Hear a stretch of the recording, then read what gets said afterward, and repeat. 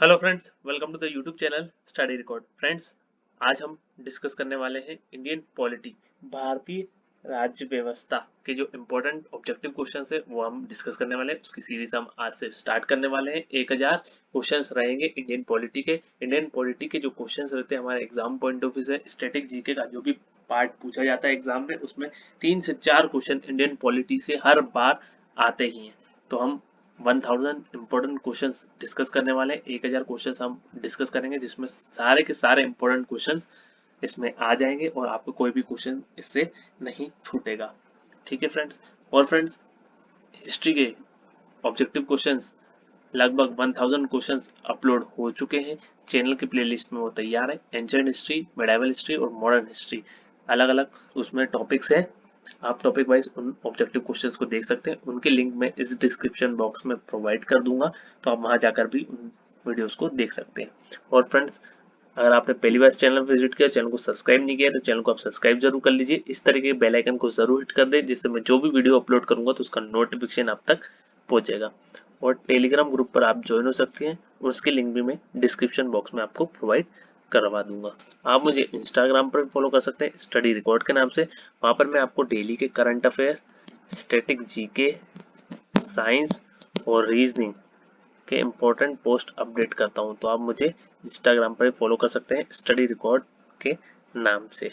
और अगर आपको वीडियो फ्रेंड्स अच्छा लगता है, आपको कंटेंट अच्छा लगता है, तो आप लाइक और शेयर जरूर करें वीडियो को। जैसे कि मैंने आपको बताया है कि हमारा जो इंडियन पॉलिटी का सेशन आज से स्टार्ट होने वाला है। ऑब्जेक्टिव क्वेश्चन हम डिस्कस करने वाले हैं। टॉपिक चलेगा भारतीय संविधान की निर्माण प्रक्रिया एवं विशेषता।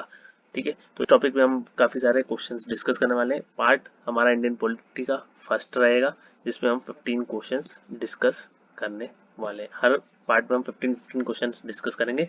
1000 हमारा टारगेट है, 1000 क्वेश्चंस को हम डिस्कस करेंगे। ठीक है, इससे आगे भी क्वेश्चन हम डिस्कस कर सकते हैं। जो हमारा प्राइम टारगेट है कि हमें 1000 क्वेश्चंस डिस्कस करने हैं इम्पोर्टेंट। जैसे कि अभी इंडियन रेलवेज के एग्जाम होने वाले, एसएससी के एग्जाम होने वाले हैं, तो ये आपके एग्जाम के पॉइंट ऑफ व्यू के लिए बहुत ही अच्छा सेशन होने वाला है। तो चलिए फ्रेंड्स, स्टार्ट करते हैं हम।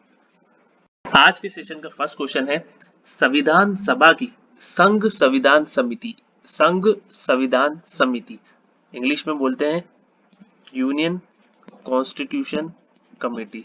मैं यहाँ नोट कर दूंगा, आप साथ साथ नोट करते जाइए। यूनियन कॉन्स्टिट्यूशन कमेटी के अध्यक्ष कौन थे? ठीक है, अध्यक्ष कौन थे? तो इसका आंसर है option number C, Jawaharlal Nehru. कौन थे? तो जवाहरलाल नेहरू थे। ऑप्शन नंबर सी इसका राइट आंसर हो जाएगा। ठीक है, तो संघ संविधान समिति के अध्यक्ष कौन थे? तो जवाहरलाल नेहरू थे। ठीक है, और मैं पॉइंट आपको इससे रिलेटेड बताता हूँ। जो दो इंपॉर्टेंट क्वेश्चन बनते हैं कि प्रारूप समिति के अध्यक्ष कौन थे? तो बी आर अम्बेडकर थे। और झंडा समिति के अध्यक्ष कौन थे? तो जे बी कृपलानी थी।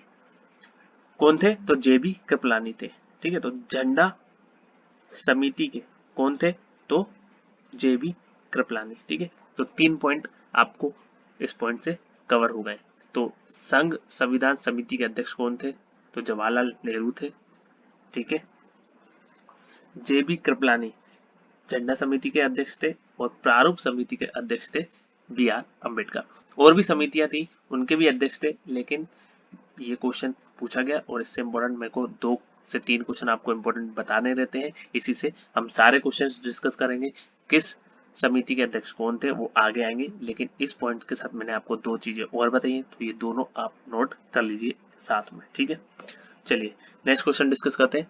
निम्न में से कौन सा राज्य का सबसे महत्वपूर्ण तत्व है? राज्य का सबसे महत्वपूर्ण तत्व क्या है? तो इसका राइट आंसर हो जाएगा ऑप्शन नंबर डी, संप्रभुता। ठीक है, तो संप्रभुता इसका राइट आंसर हो जाएगा। ऑप्शन नंबर डी इसका राइट आंसर हो जाएगा। तो राज्य का जो आवश्यक तत्व है वो आप नोट कर लीजिए, भूमि, जनसंख्या, सरकार और संप्रभुता। ये तीनों है, तीनों में से जो आपको ऑप्शन में मिले आप उसको राइट मानेंगे। ठीक है, तो भूमि, जनसंख्या, सरकार और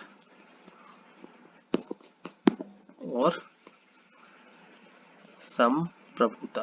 ठीक है, तो इस ऑप्शन में क्या दिया है, संप्रभुता दिया है, तो आपको ऑप्शन नंबर डी मार्क करना है। ठीक है, तो राज्य का सबसे महत्वपूर्ण तत्व कौन से है, तो भूमि, जनसंख्या, सरकार और संप्रभुता। ठीक है, आई होप आपको ये समझ में आ गया होगा। नेक्स्ट क्वेश्चन है, भारतीय संघवाद को सहकारी संघवाद किसने कहा है। ये इंपॉर्टेंट क्वेश्चन है कि भारतीय संघवाद को सहकारी संघवाद किसने कहा है। तो भारतीय संघवाद को इंग्लिश में आप लिख लीजिए फेडरलिज्म। ठीक है, फेडरलिज्म कहते हैं। तो भारतीय संघवाद को सहकारी संघवाद किसने कहा है, तो ये कहा है केसी हियर। ठीक है, ऑप्शन नंबर डी इसका राइट आंसर हो जाएगा, केसी हियर इसका राइट आंसर हो जाएगा। तो भारतीय संघवाद को सहकारी संघवाद किसने कहा है, तो केसी हियर ने कहा है। ठीक है, अब जी ऑस्टिन की बात करते हैं अपन। ये जो ऑप्शन नंबर बी में दिया हुआ है, जी ऑस्टिन ने राज्य के नीति निर्देशक तत्व को राज्य की आत्मा कहा है। तो ये भी पूछा जा सकता है कि राज्य के नीति निर्देशक तत्व को राज्य की आत्मा किसने कहा है, तो जी ऑस्टिन आपको फिर आंसर मार्क करना पड़ेगा। ठीक है, और संविधान को विश्व का विशालतम संविधान किसने कहा है, तो ये कहा है सर आइवर जेनिंग्स ने। ठीक है, एक बार रिपीट करता हूं कि संविधान को विश्व का विशालतम संविधान किसने कहा है, तो सर आइवर जेनिंग्स ने कहा है। ये जो मैं इंपॉर्टेंट पॉइंट बोलता हूँ ये आप अपने नोटबुक में नोट करते जाइएगा, या आप अच्छे से इसको सुन लें जिससे ये आपको हमेशा के लिए याद रहे। ठीक है, तो मैंने क्या बताया है कि भारतीय संघवाद को सहकारी संघवाद किसने कहा है, तो केसी हियर ने कहा है। ठीक है, और राज्य के नीति निर्देशक तत्व को राज्य की आत्मा किसने कहा है, तो जी ऑस्टिन ने कहा है।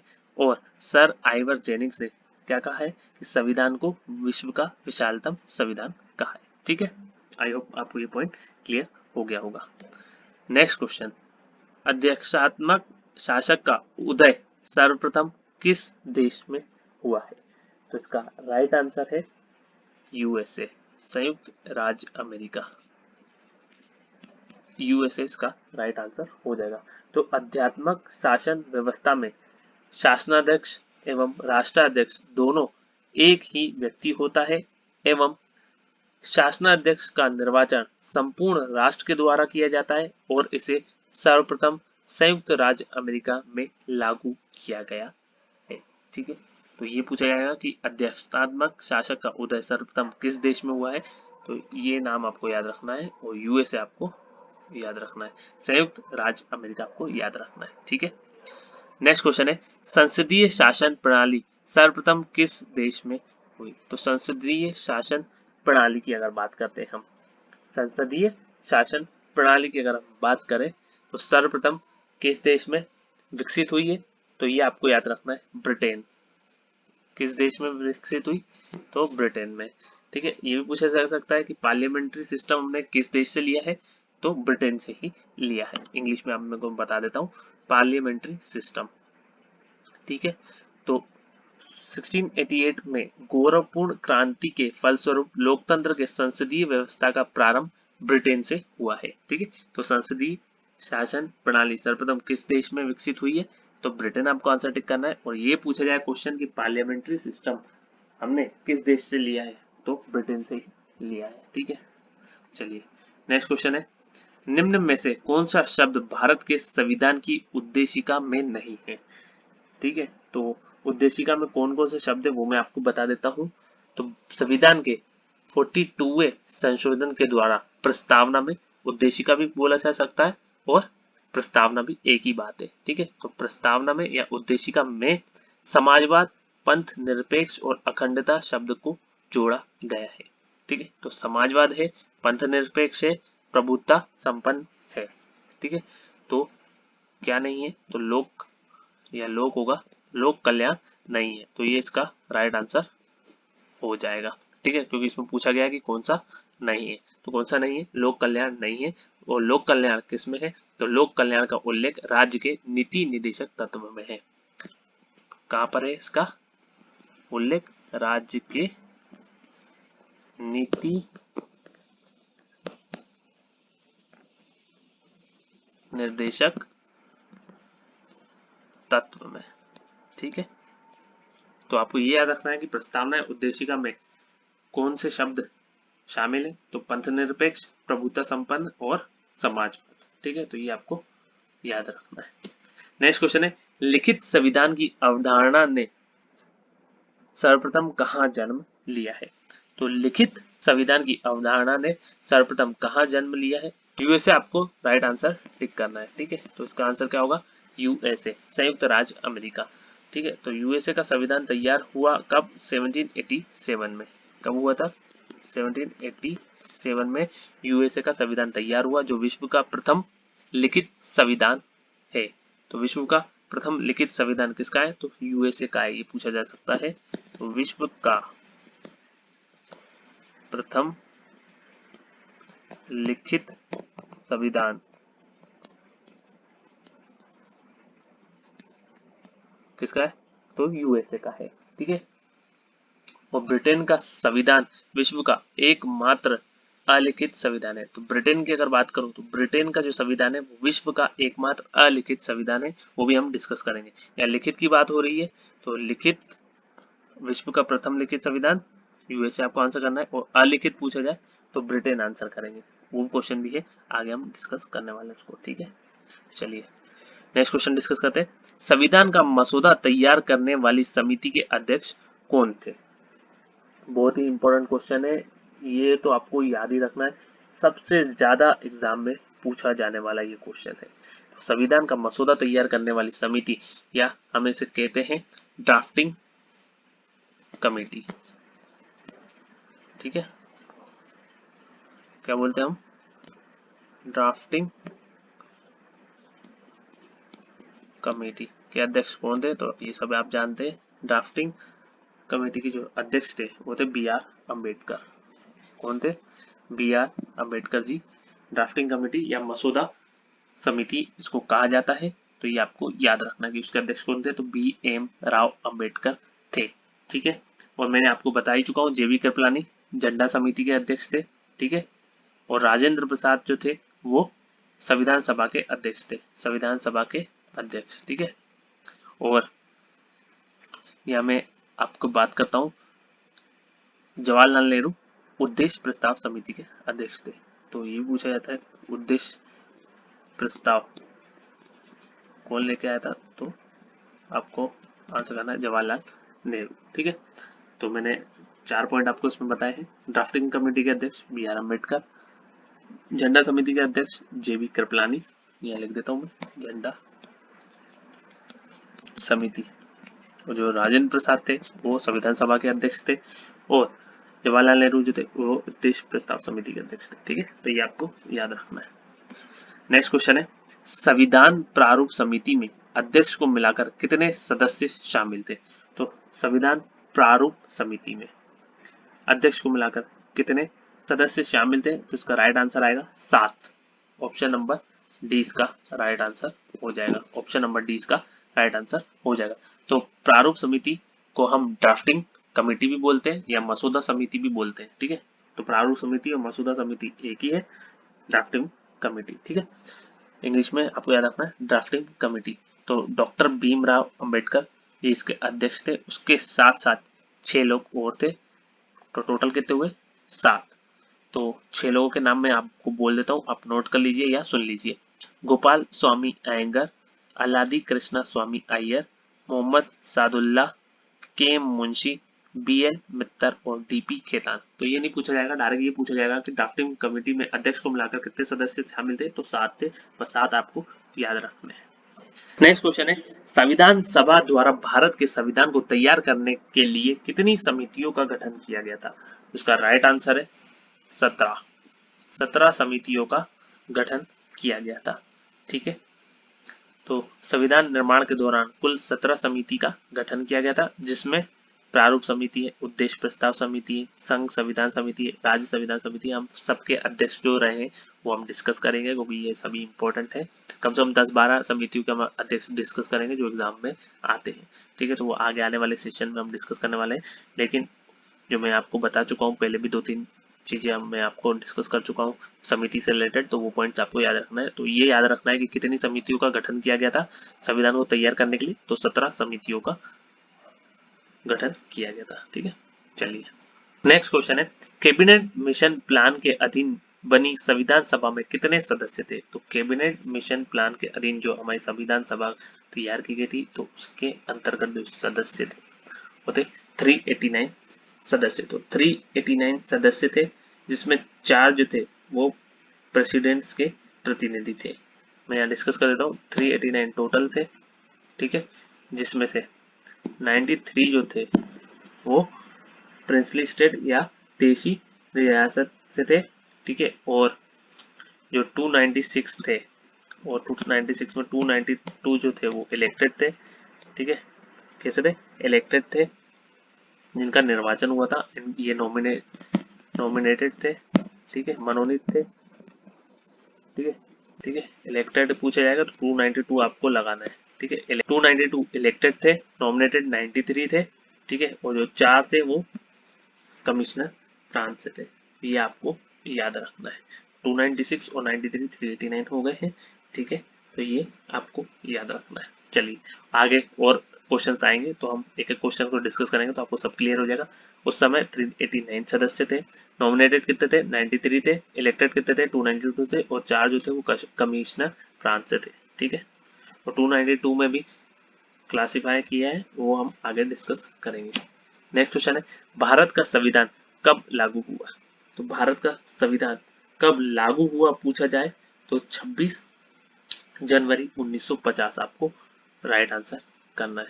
26 जनवरी 1950 को भारत का संविधान लागू, ठीक है, ये लागू शब्द आपको याद रखना है, लागू किया गया था, ठीक है। और अगर ये पूछा जाए कि हमारा संविधान कब बनकर तैयार हुआ है तो आपको आंसर क्या टिक करना है? 26 नवंबर 1949, ये जो था संविधान बनकर तैयार हुआ था। संविधान बनकर कब तैयार हुआ है? तो 26 नवंबर 1949 को संविधान बनकर तैयार हुआ। बनकर तैयार कब हुआ है? तो 26 नवंबर 1949, और लागू कब हुआ है? तो 26 जनवरी 1950। ये याद रखना है आपको, ठीक है। नेक्स्ट क्वेश्चन है, संविधान की प्रारूप समिति के समक्ष प्रस्तावना को किसने प्रस्तावित किया था? ठीक है, ये क्वेश्चन भी आता है। तो संविधान की प्रारूप समिति के समक्ष प्रस्तावना को किसने प्रस्तावित किया था? तो ये कह रहा जवाहरलाल नेहरू जी ने, ठीक है। तो ये आपको याद रखना है, इंपॉर्टेंट क्वेश्चन है, पूछा जाता है। तो संविधान की प्रारूप समिति के अध्यक्ष कौन थे? तो बी आर अम्बेडकर थे।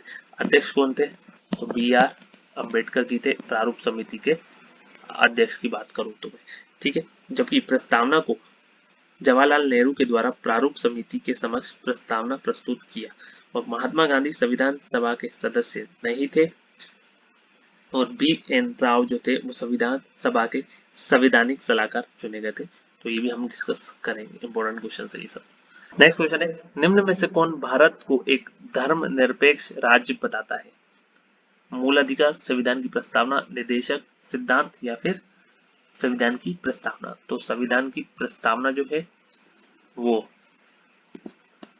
भारत को एक धर्मनिरपेक्ष राज्य बताता है। तो भारत एक धर्मनिरपेक्ष राज्य है, इसकी जानकारी प्रस्तावना से होती है। प्रस्तावना में 42वें संविधान संशोधन के द्वारा धर्मनिरपेक्षता को जोड़ा गया, जैसे कि मैंने आपको बताया था, ठीक है। भारत धर्मनिरपेक्ष राज्य था। मौलिक अधिकार का अनुच्छेद 25 से 28 भारत की धर्मनिरपेक्ष राष्ट्र बनाता है, और 9वीं अनुसूची को प्रथम संविधान संशोधन के द्वारा 1951 में जोड़ा गया, जिसमें भूमि सुधार, जमींदारी उन्मूलन जैसे विषय को रखा गया। तो 9वीं अनुसूची से रिलेटेड मैं आपको बता देता हूँ।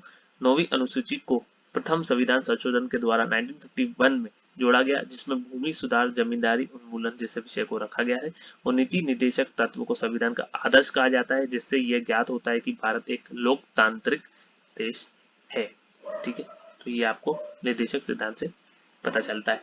और धर्म निरपेक्ष राज्य कौन बताता है? तो संविधान की प्रस्तावना।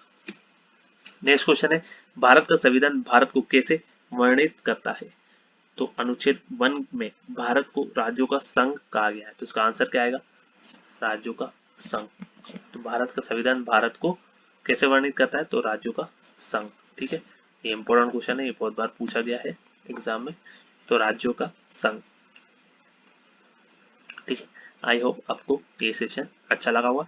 नेक्स्ट पार्ट में हम अगले 15 क्वेश्चंस डिस्कस करेंगे और उससे इम्पोर्टेंट जो पॉइंट्स रहेंगे वो भी हम डिस्कस करेंगे। ठीक है, आई होप फ्रेंड्स आप सभी को ये वीडियो पसंद आया होगा। अगर फ्रेंड्स आपको ये वीडियो पसंद आया तो लाइक जरूर करें, शेयर करें अपने फ्रेंड्स के साथ, और स्टडी से रिलेटेड कोई भी व्हाट्सएप ग्रुप हो तो उस ग्रुप में आप इस वीडियो को जरूर शेयर कर दीजिए। और फ्रेंड्स अगर आपने अभी तक चैनल को सब्सक्राइब नहीं किया है तो चैनल को आप सब्सक्राइब जरूर कर लीजिए और इस तरीके के बेल आइकन को जरूर हिट कर दें, जिससे मैं जो भी वीडियो अपलोड करूंगा तो उसका नोटिफिकेशन आप तक पहुंच जाएगा। और फ्रेंड्स आपको वीडियो कैसा लगा ये आप मुझे कमेंट बॉक्स में कमेंट करके बताएंगे। अगर वीडियो अच्छा लगा हो तो आप एक लाइक जरूर कर दीजिए, जिससे मुझे मोटिवेशन मिलता है। Thank you friends for watching, have a nice day, thank you.